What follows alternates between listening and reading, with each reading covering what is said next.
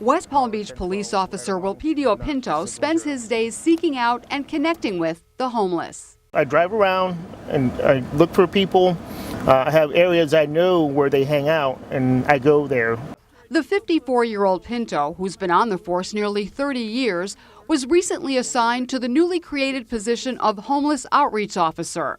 You know, I'm not out here to give you a hard time. You know, I'm the homeless outreach guy. Many of those Officer Pinto deals with on a daily basis are stuck in a cycle of substance abuse, in particular opioids, part of a nationwide crisis. Why are you really out here? I mean, it's because your pill problem. Drug problem? Yes. Pills? Yeah. And then there are those who may be mentally ill. How you doing, sweetheart? In some cases, he could arrest many of those he comes into contact with for panhandling, trespassing, or possibly drug possession.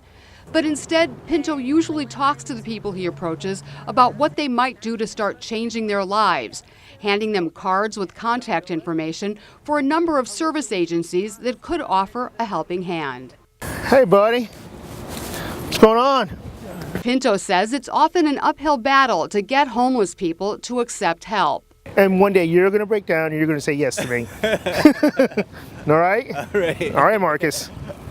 But from time to time, Pinto does get through to the people he serves on the street. He says it takes patience, but it does happen. Maybe tomorrow, maybe next week, maybe next month. But eventually they all come around. I had 18 months clean at one point, and then I had relapsed. Can't give up. I'm going to give you a card here, okay? And it's got some numbers here, okay? This is Sheryl Kahn reporting for WPB TV. In a scene repeated all over the country, some 1,200 students from Dreyfus School of the Arts walked out of class and marched to West Palm Beach City Hall, where they crowded into the courtyard to rally against gun violence, vowing to stop the killing that claimed the lives of 17 students and teachers at nearby Stoneman Douglas High School. An experience shouldn't be watching classmates get murdered. The teens were joined by the mayor, who promised to fight for legislation that would keep them safe. Enough is enough, and no more of our children will be killed. In an afternoon filled with speeches, poetry, music, and tears, the students called for concrete steps to stop the violence, saying thoughts and prayers are not enough. Thoughts and prayers are not enough. Thoughts and prayers are not enough. We don't need any more thoughts and prayers. We need action and change. As for the push by President Trump to arm teachers, these kids say they can't imagine that in any classroom, but especially not in their school, where half their time is spent studying subjects like music, theater, and dance. I go to an art school and I see these teachers as artists, people who are creative, passionate people. They don't want to carry on a Glock, and I don't want to see them with a Glock. And those who will be old enough to vote say they'll be sure to get to the polls during the next election to make some big changes before one more school experiences one more tragedy. This is Sheryl Kahn reporting for WPB TV. It's been 20 years since we've seen spring training in West Palm Beach, and now with the opening of the newest Major League Baseball facility in the country, it's finally back. The ballpark of the Palm Beaches, with the price tag of about $150 million, is hosting two teams, the Washington Nationals and Houston Astros. On the Astros' first full squad workout day, there was high praise for the ballpark. It's a gorgeous facility. It's certainly the best that I've ever trained in. The park is attracting not only locals but also snowbirds and tourists who made the trip to see spring training up close. Some say they don't even care who's playing because just being out here is pure joy. How's it going? Good. But others do have favorite players, like 12-year-old Joe Estevez, who lives nearby. Okay. Joe came here with his dad and sister on a mission to get an autograph from Jose Altuve, because he's a good inspiration to me because he's one of the shortest guys in baseball. But it doesn't matter how tall he is or how strong he is. He plays really good and he plays with all his heart. Joe wasn't the only one seeking out the popular player. Give him Jose. But he was not easily discouraged. One! Just one, please!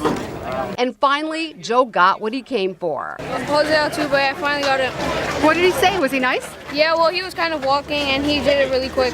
And while fans like Joe are enjoying the thrill of meeting Major League Baseball players and catching foul balls they get to keep, You caught those yourself? Yeah. For some local residents, the return of spring training means new jobs, at least for a couple of months. Just ask nice and be easy and they'll take care of you. Many of the ballpark's ushers are retired, but they're more than happy to go back to work when the office looks like this. So here you are. At the stadium, why not? Why not, indeed. This is Sheryl Kahn reporting for WPB TV. Police sirens are often a sign that all is not well, but this time they signal holiday joy. And when they stopped, West Palm Beach police officers unloaded box after box of presents for Mario and Elena Mateo and their 3 small children who'd recently participated in the department's Shop with the Cop event and whose Christmas wish list nearly brought officers Ray Lopez and Cassandra Placeres to tears. It said that they needed food. When I spoke with Brian, the oldest, and I asked him, what do you guys want to spend your money on? He told me, again, food. Did that just break your heart? It completely shattered me. So the officers took up a collection for the Mateos, and within days, they'd amassed $400 worth of gift cards, boxes of food, toys, and clothes. The Mateos, who moved here from Guatemala 6 years ago, have been struggling financially the past several months.